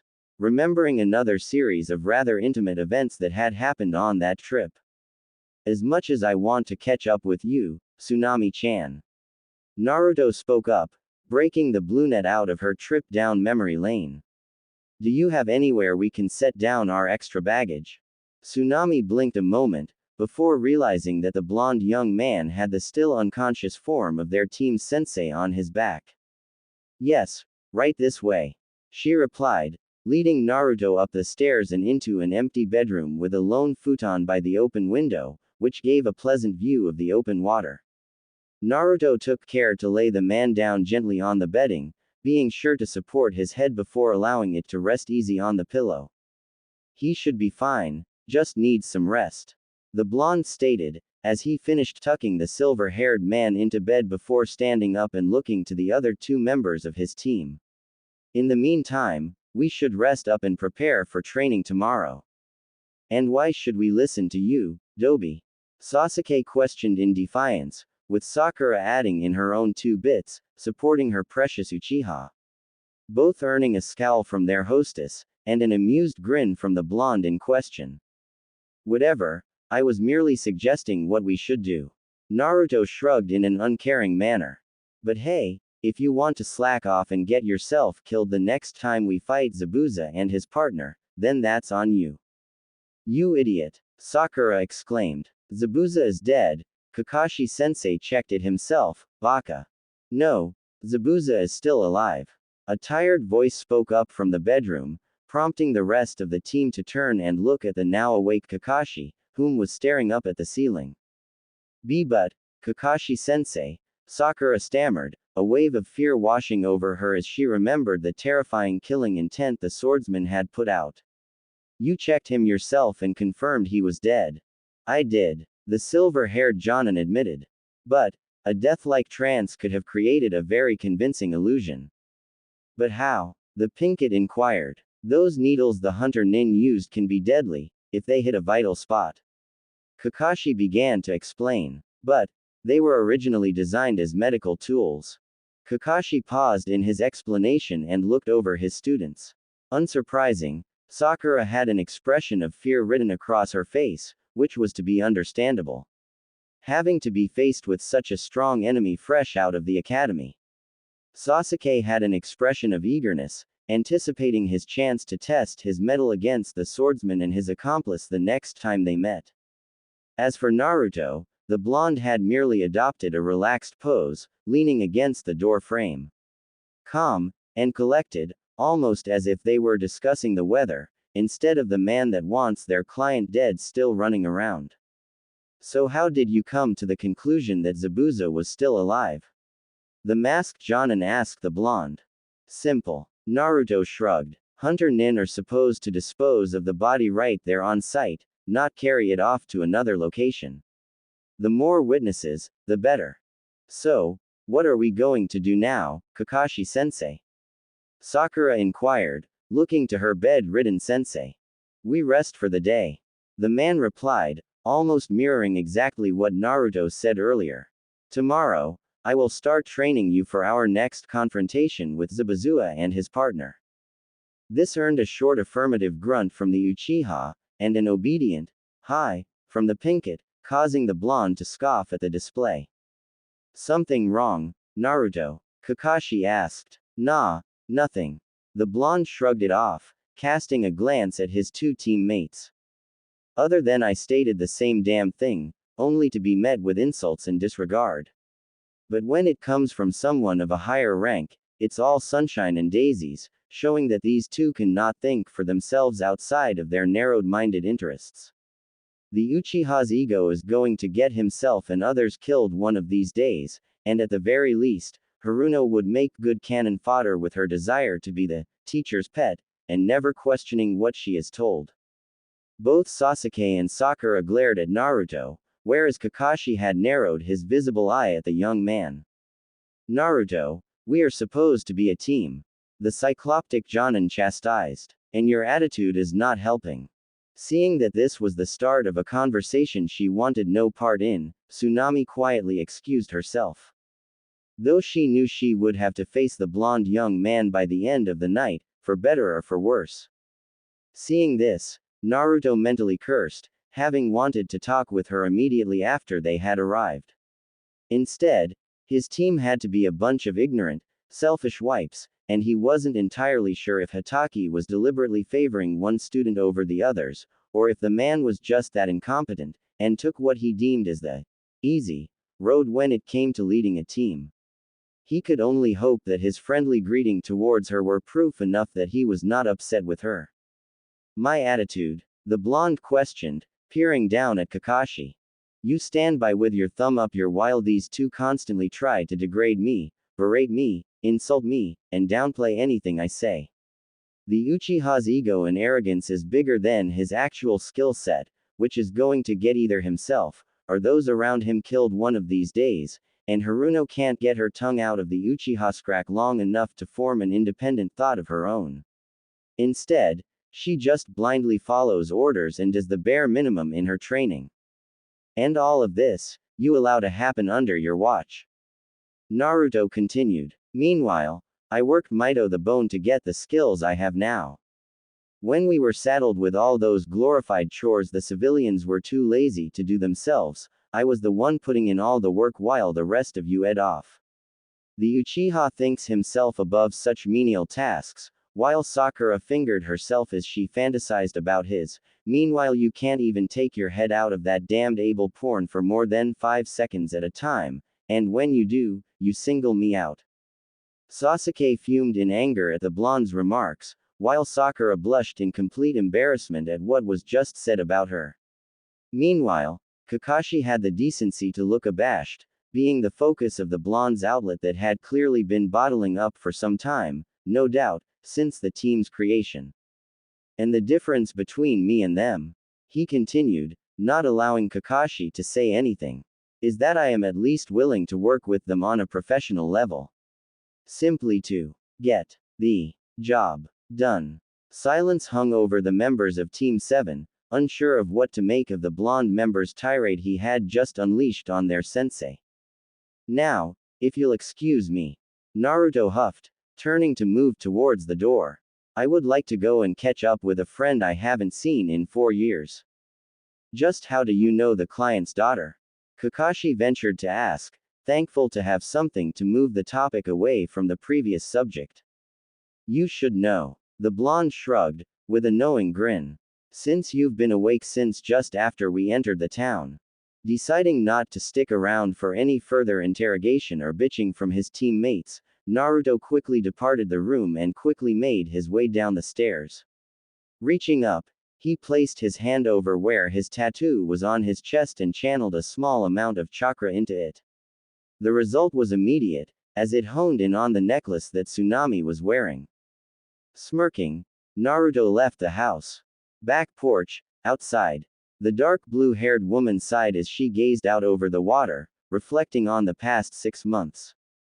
First, Gato had shown up out of nowhere with his crew from Kirigakure and had essentially endeared himself to the people of Nami no Kuni with promises of jobs, wealth and security before he had even approached her as to why he was here. And when the slimy bastard did decide to grace her with his presence, he had come with some bullshit explanation that he had been sent to take over her operation, and to make matters worse for her, Kaiza, that backstabbing bastard, had sided with him. Making her feel like this entire setup had been planned between the two of them in secret. Then there was Inari, the ungrateful little shit that she had taken into her home not even 2 years ago when she came upon his malnourished form when he was living on the streets, had joined his idol in working with Gato, only for the pudgy wannabe crime lord to turn the boy against his own idol with money and fresh girls to break in and release his hormonal frustrations upon. The very thought disgusted her to no end. Lastly, there was the aforementioned backstabber, Kazuya. When it was obvious that Gato and his crew were not here as per Naruto's orders, Kaiza had approached her with a simple message. Stay quiet, and her father would be safe. It also didn't help that with both him and Gato working to block her, she was effectively cut off from contacting Naruto in any way, leaving her cut off and isolated. It was a sheer miracle that her father had managed to sneak away to Konoha. She stiffened when she felt a pair of arms wrap around her waist and pull her back towards the man behind her. I am glad you are safe, Tsunami-chan. Naruto whispered into her neck, causing her to shiver slightly as the blonde's breath nipped at her neck. Turning around, she looked into his blue eyes and saw a fire mixture of fiery rage, hatred, and anger, but not towards her. For herself, she could see true, genuine concern in her safety, causing her to blush slightly. "You're not upset with me?" she tentatively inquired. "I could never be upset with you, Sumi-chan." The blonde smiled. "If anything, I am more upset at myself for not keeping a better eye on things. Only after my team received your father's request, did it dawn on me that I had heard nothing from you or Kaiza in months. So please, forgive me for not noticing it sooner." Tsunami stood silent, as her mind was processing the words that were spoken to her. In her mind, she had failed to do her job and keep things running smoothly here, but here was Naruto, the leader of the Shiok, blaming himself, and asking for her forgiveness. "No, I don't forgive you," she said, finding her voice once more. Not missing his body stiffen at her response. "Because you are not to blame, Naruto-kun. You have an entire unseen empire to watch over and cultivate, you can't reasonably expect for something like this not to happen. It was just unfortunate that it happened here. If we are to blame anyone," she continued, bringing her hand up to stroke the blonde's whisker marks on his cheeks, "then it should be Gato and Kaiza. Fortunately, Kaiza has already been dealt with." "Oh," Naruto quirked an eyebrow. "2 months ago the bastard propositioned me to be his woman." Tsunami scoffed in irritation, and did not miss the possessive, low growl that escaped Naruto's throat. "Turns out both him and Gato saw me as some sort of prize to be had. When I turned him down, he decided to force the issue. It was then that he remembered why I am known as Hiro no Shi. So that only leaves Gato and his goons to deal with, then." The whiskered blonde mused. However, Naruto had noticed something was missing within the home.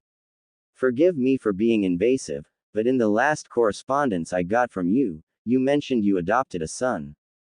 Rotten little bastard thanked me by running off with that bastard." The brunette growled, feeling slighted by the fact that she had shown the boy compassion and brought him under her wing, only for him to spit in her face. He originally left with Kaiza, who had become sort of a father figure for him.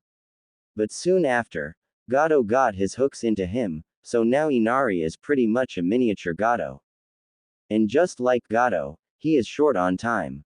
She finished coldly, making it very clear what she intended to do.